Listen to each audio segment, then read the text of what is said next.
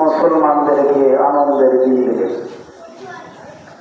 সকল জাতির জন্যই আনন্দের দিন আছে, কিন্তু মুসলমান জাতির জন্য যে আনন্দের দিন আল্লাহ পাক দিয়েছেন, সেই জন্য তার শুরু লগ্নেই আল্লাহ তাআলা 2 রাকাত ওয়াজিব নামাজ রাখছেন।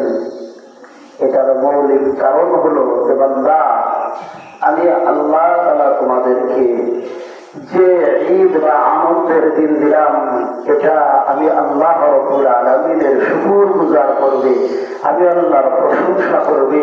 এই জন্য আমি আল্লাহ তাআলা তোমাদের জন্য এই 2 রাকাত নামাজকে ওয়াজিব করে দিলাম। বলেন সুবহানাল্লাহ। সুবহানাল্লাহ। দিনের শুরু লগ্নে আল্লাহ পাকের গোলামি করার মাধ্যমে, আল্লাহ পাকের গোলামি করার মাধ্যমে বান্দা ঈদ উদযাপন করে। এই দিনটাতে হযরত আয়েশা সিদ্দিকা রাদিয়াল্লাহু তাআলা আনহা উম্মুল মুমিনিন থেকে বলেছেন, রাসূলুল্লাহ সাল্লাল্লাহু আলাইহি ওয়াসাল্লাম বলেছেন, বনি আদমের জন্য এই জিলহজ মাসের 10 তারিখে এর চাইতে উত্তম আর কোনো কাজ নাই।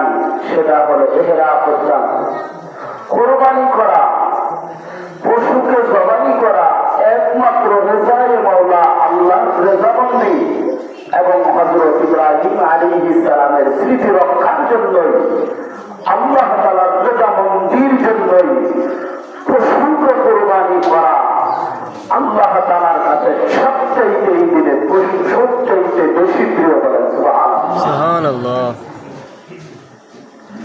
আল্লাহর নবী বলেন,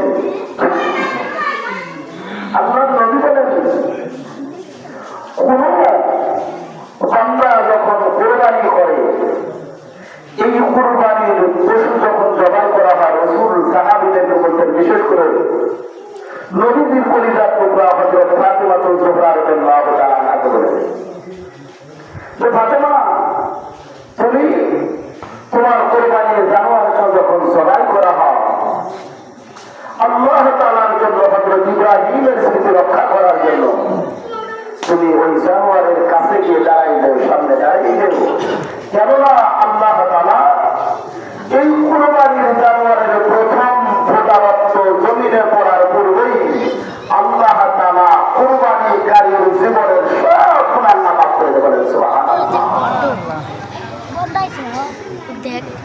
আল্লাহ